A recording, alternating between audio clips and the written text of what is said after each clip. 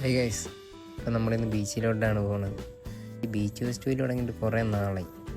നമുക്കിതുവരെ പോകാൻ പറ്റിയിട്ടില്ലായിരുന്നു.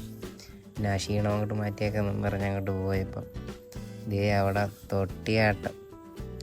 പിന്നെ ഒന്നും നോക്കിയില്ല, ഞങ്ങൾ തൊട്ടിയാട്ടത്തിലോട്ട് കയറി വെച്ചു. ആദ്യമൊക്കെ ആടി തുടങ്ങിയപ്പോൾ കൊള്ളായിരുന്നു. പിന്നെ അങ്ങോട്ട് ആട്ടത്തിൻ്റെ സ്പീഡ് അങ്ങോട്ട് കൂടി. പാർക്കുണ്ടാണെങ്കിൽ ശരിക്കും പേടിച്ച് വരണ്ട്. പകുതിക്ക് വെച്ച് തട്ടിയൊക്കെ നിർത്താനൊക്കെ പറഞ്ഞു, എന്നാലും അവർ നിർത്തി തരത്തൊന്നുമില്ലല്ലോ.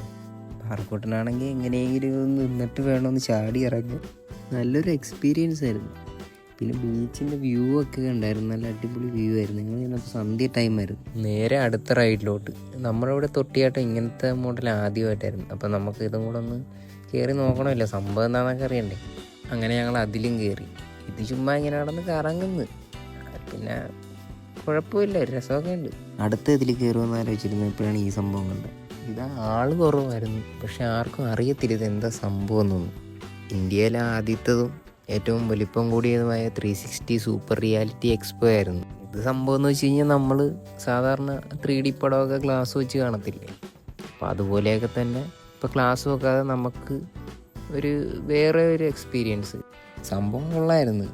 ഇതേതാണ്ട് 12 മിനിറ്റ് എങ്ങാണ്ടായിരുന്നു ഇതിൻ്റെ ഡ്യൂറേഷൻ. ഇത് ചുറ്റും സ്ക്രീനാണ്, പിന്നെ ടോപ്പ് ഭാഗത്തായിട്ട് പ്രൊജക്ടറൊക്കെ വെച്ചിരിക്കുന്നത്. അവിടെ മാത്രമേ സ്ക്രീൻ ഇല്ലാതുള്ളൂ, ബാക്കി എല്ലായിടത്തും താഴത്തും എല്ലായിടത്തും നമുക്ക് സ്ക്രീനായിരിക്കും.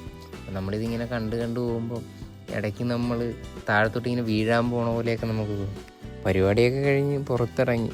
അപ്പോൾ ഒടുക്കത്തെ വിശപ്പ്. ഫുഡ് ഫെസ്റ്റിവൽ തുടങ്ങിയതേ ഉള്ളൂ. അവിടെ പൊറോട്ടയും ബീഫും പഴംപൊരിയും ബീഫൊക്കെ ഉണ്ടായിരുന്നു. ഞാനാണെങ്കിൽ പഴംപൊരിയും ബീഫും ഇതുവരെ കഴിച്ചിട്ടില്ല. കഴിച്ചു കഴിഞ്ഞിട്ടാണെങ്കിൽ ഒടുക്കത്തരുവ്. പിന്നെ ഒന്നും നോക്കിയില്ല, ഒരു ഐസ്ക്രീം മേടിച്ച്.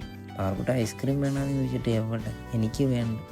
എന്നിട്ടാണെങ്കിൽ എൻ്റെ ഐസ്ക്രീം എനിക്ക് പോലും തരുന്നില്ല, ഒറ്റയ്ക്കിരുന്ന് തിന്നുവേ. അപ്പോൾ ഞങ്ങളുടെ കുഞ്ഞു വീഡിയോ ഇത്ര ഉള്ളായിരുന്നു. ഇത് ഞങ്ങളുടെ വീഡിയോ ഇഷ്ടപ്പെട്ടെങ്കിൽ ലൈക്ക് ചെയ്യുക, ഷെയർ ചെയ്യുക, സബ്സ്ക്രൈബ് ചെയ്യുക.